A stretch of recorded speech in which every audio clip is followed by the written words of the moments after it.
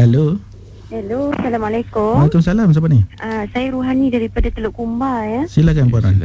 Assalamualaikum doktor. Waalaikumsalam warahmatullahi. Saya nak tanya satu soalan. Ya, silakan. Saya ada terbaca ada sebuah buku tentang 3 tokoh akhir zaman kan. Ya. Berkenaan dengan akan berlaku kiamat. Sebelum tu akan ada peperangan dunia ketiga kan. Ya. Peperangan yang dipanggil peperangan Armageddon, tak silap saya. Armageddon. Boleh tak tolong doktor huraikan? Ya. Ya. Okey, terima kasih ya. Ya, sama-sama. Itu dia Puan Rohani ya. Ya. Peperangan dunia ketiga ni banyak dipopularkan di barat. Ya. Dia orang sebut sebagai Armageddon dan sebagainya.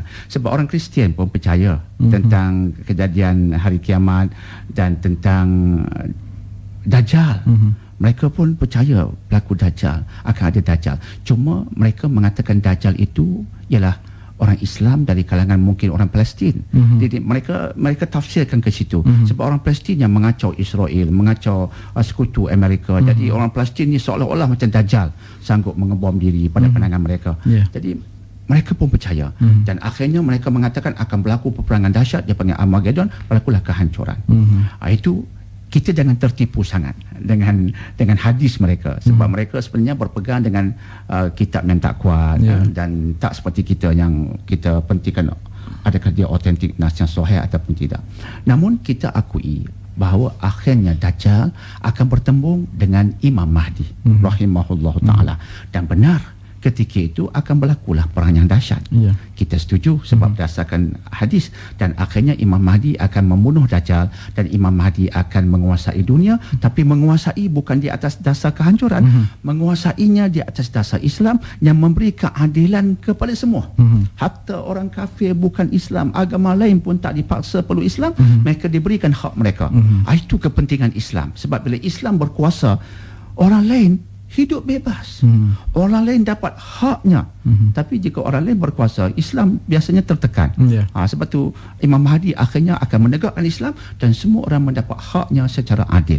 Maka itu akhirnya akan memakan masa beberapa ketika sehingga akhirnya Imam Mahdi meninggal dunia sebab dia manusia biasa, dan akhirnya kata Nabi, dunia akan kembali fasik. Sehingga tidak ada walaupun seorang manusia yang ingat pada Allah. Ketika itu kiamat berlaku.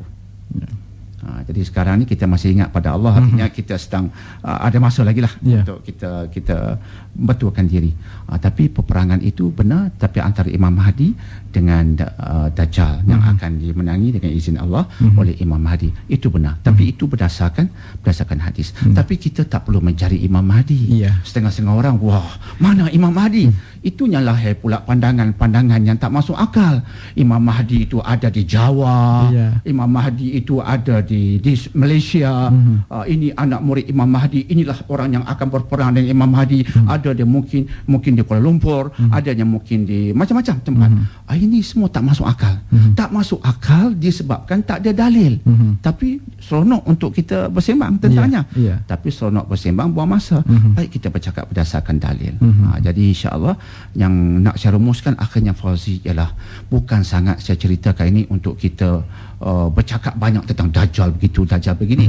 Cukuplah dengan apa yang kita bicarakan tadi untuk mengatakan bahawa kita di eranya. Tapi akhirnya Fauzi, yang kita nak tekankan ialah apa yang kita kena buat sekarang. Itu apa-apa perbincangan yang tidak menatijahkan amal, dia cakap kosong.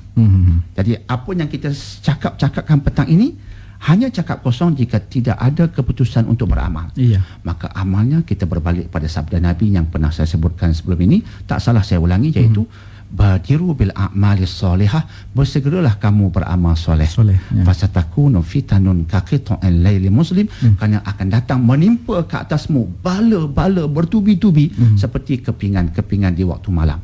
Jadi di era Dajjal ini bala datang bertubi-tubi. Sebelum Imam Mahdi menang, kita diuji dengan pelbagai ujian, tapi jangan lupa satu benda, kekuatan kita, perisai kita, amal soleh.